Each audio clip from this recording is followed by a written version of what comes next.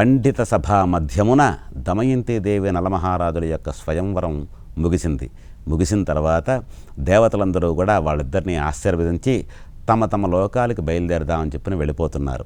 ఈ విధంగా పెళ్లి చేసుకున్నటువంటి నలమహారాజు గారు కూడా తమ యొక్క రాజ్యానికి బయలుదేరి వెళుతున్న సమయంలో ఆకాశగమనంలో కొంత దూరం వెళ్ళిన తర్వాత ఈ దేవతలకి కలిపురుషుడు కనిపించాడు.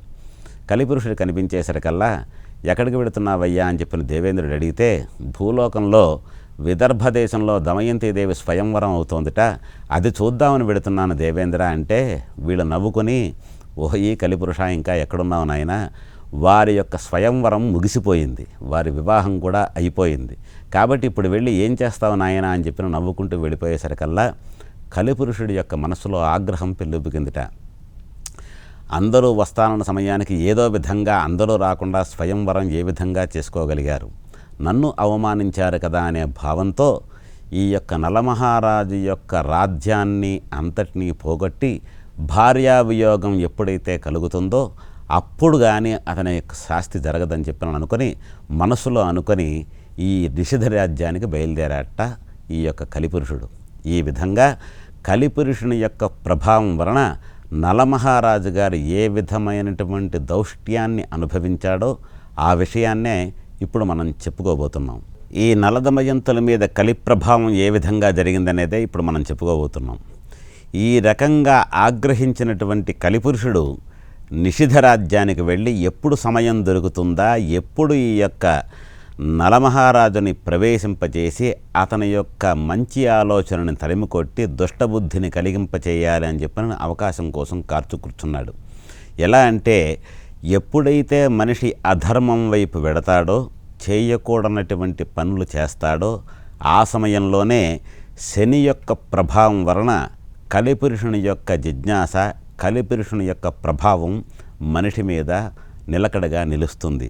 ఈ విధంగా కలి ప్రభావం ఏ విధంగా అయితే మనిషి మీద ప్రసరిస్తుందో అప్పుడే ఆ మనిషి పతనానికి నాందిగా మారతాడు. కాబట్టి ఏది ధర్మము ఏది అధర్మము అనేటువంటి విషయాలోచన ఉన్నవాడే సరైనటువంటి మానవుడు అని చెప్పనని ఆ నలమహారాజే కొంతకాలం తర్వాత చెప్పాడు. అయితే ఎప్పుడు అవకాశం దొరుకుతుందా అని ఎందుకు చూస్తున్నాడంటే, అవకాశం అంటే ఏంటంటే, నలమహారాజు గారు ఎంతో ధర్మ సంపత్తి కలవాడు, ధర్మాన్ని ధరించేవాడు, రక్షించేవాడు.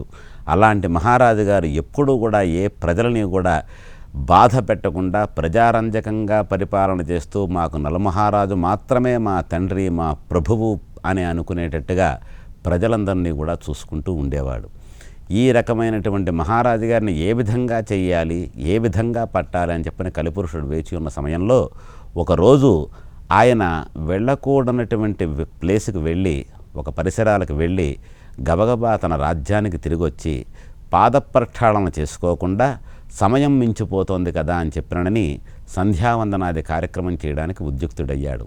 ఎప్పుడైనా సరే అశౌచంగా కానీ పాదప్రక్షాళన కానీ చేసుకోకుండా ఈ సంధ్యావందనాది కార్యక్రమాలు చేస్తే ఆ సమయంలో కూడా శని ప్రభావం తప్పకుండా ఉంటుంది అనడానికి ఈ మహారాజు గారి యొక్క చరిత్రే ఒక దృష్టాంతం. ఈ విధంగా ఆ మహారాజు గారు సంధ్యావందనం చేసే సమయంలో అప్పుడు కలిపురుషుడు ఈ యొక్క మహారాజు గారి యొక్క దేహంలోకి ప్రవేశించాట. ఆయన దృష్టి ఇంజెక్ట్ అయ్యిందనమాట. ఆ విధంగా లోపలికి వెళ్ళేసరికల్లా కలి ప్రభావం తనతో మొదలవ్వంగానే ఒక రకమైనటువంటి భావంలో ఈ యొక్క మహారాజు గారు ఉన్నాడు.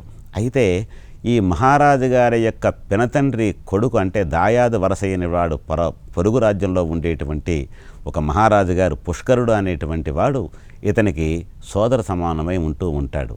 అయితే కలిపురుషుడు ఒక బ్రాహ్మణ రూపంలో ఆ పుష్కరుని దగ్గరికి వెళ్ళి, నలమహారాజు గారికి మంచి మంచి ఆటలన్నా జూదమన్నా చాలా ఇష్టము, మీరు ఏదో విధంగా అతన్ని జూదానికి పిలిచి అతని యొక్క రాజ్యాన్నంతా కూడా మీరు తీసుకోవచ్చని చెప్పేసరికల్లా ఈ పుష్కరుడు దురాలోచనతో బ్రాహ్మడు ఈ విధంగా చెప్పాడు కదా అని చెప్పానని అంటే ఈ నిషిధ రాజ్యానికి కబురు పెట్టి, ఇలా పలానా వాడిని పుష్కరుని నీ సోదరుణ్ణి మాట్లాడుతున్నాను, నేను నాతో మీరు జూదవాడడానికి రావాల్సిందిగా ప్రార్థిస్తున్నాను అని చెప్పేసరికల్లా ఆ కాలంలో ఎవరైనా ఒక ఆటకి కానీ విషయానికి కానీ విహారయాత్రకు కానీ పిలిస్తే వెళ్ళకపోతే అధర్మం, అది ఆ యుగధర్మం అన్నమాట.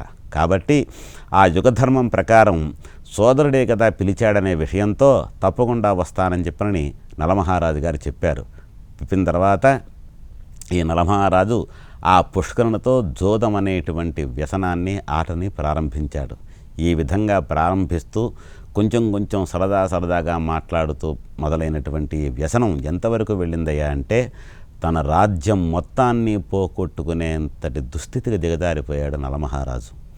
ఏ విధంగా జరుగుతోందో, ఎందువల్ల జరుగుతోందో పోయే కొద్దీ కూడా పంతం పెరుగుతూ ఆ జూదంలో సర్వాన్ని కోల్పోయి రథ గజ తొరగాలన్నీ కూడా, ఏనుగులు, మహామహా గోవులు ఇవన్నిటినీ కూడా పణంగా పెట్టి మొత్తానికి నిశ్చింతగా ప్రతి విషయంలోనూ ఆ పుష్కరుని వద్ద ఓడిపోయాడు. ఎందువల్లయ్యా అంటే కలి ప్రభావం వలన. ఏ వ్యక్తి అయినా సరే దీనికి నిదర్శనం ఏంటయ్యా అంటే నలమహారాజు చక్రవర్తి లాంటి వాడు ఇలాంటి వ్యసనానికి బానిసై ఏ విధమైనటువంటి దుర్భరమైన కష్టాన్ని అనుభవించాడో తెలిసి కూడా ఒక్కొక్కసారి మనమందరం కూడా ఏదో ఒక ప్రయత్నంలో వెళ్ళి ఏదో చేద్దాం, ఏదో సంపాదిద్దాం అనే విశేషంతో వెళ్ళి భార్య బిడ్డలకి, ఇంట్లో వాళ్ళకి, బయట వాళ్ళకి దూరం అయ్యేటువంటి అవకాశం ఎంత ఉందో ఈ నలమహారాజు గారి యొక్క చరిత్రే దీనికి దృష్టాంతం. ఈ విధంగా అన్నీ పోగొట్టుకుంటే ఈయన యొక్క భార్య దమయంతీదేవి ఇంట్లో దుఃఖిస్తూ నా భర్త ఇంకా ఏదో సంపాదిద్దాం, పోగొట్టుకున్న దాన్ని సంపాదిద్దామనే విషయంతో చాలా పోగొట్టుకుంటున్నాడు, ఏం చేస్తాం, ఇదంతా విధివ్రాత అని చెప్పని దుఃఖిస్తూ ఉందిట. ఇలా సర్వం కోల్పోయిన తర్వాత తన యొక్క కోటని, సింహాసనాన్ని కూడా పణంగా పెట్టి ఓడిపోయాడు. ఆ తర్వాత రాజ్యాన్ని విడిచి మహారాజు గారు బయటికి రావాల్సి వచ్చింది. ఈ విధంగా అయ్యిందేమిటా అని చెప్పి బాధపడుతూ ఉంటే కట్టుబట్టలతో రాజ్యాన్ని విడిచి తమ యొక్క ఇద్దరు పిల్లలతో బయటకు వస్తున్న సమయంలో దమయంతి తన ఇద్దరు కుమారుల్ని కూడా తన యొక్క సారథికి పిలిచి ఈ విధంగా నా తండ్రి గారికి ఈ విషయాలన్నీ చెప్పకుండా ఈ పిల్లల్ని నేను పంపిస్తున్నానని చెప్పిన మా నాన్నగారి దగ్గరికి తీసుకెళ్ళమని చెప్పని ఈయన యొక్క సారథి ఎవరైతే ఉన్నాడో ఈ సారథి అంటే వార్ష్ణేయుడు అనమాట. ఈ సారథి పేరు వార్ష్ణేయుడు. ఈ సారథి ఈ పిల్లలను తీసుకుని విదర్భ దేశానికి భీమరాజు గారి దగ్గరికి వెళ్ళి విషయమంతా పూసగుచ్చినట్టుగా చెప్పాడు.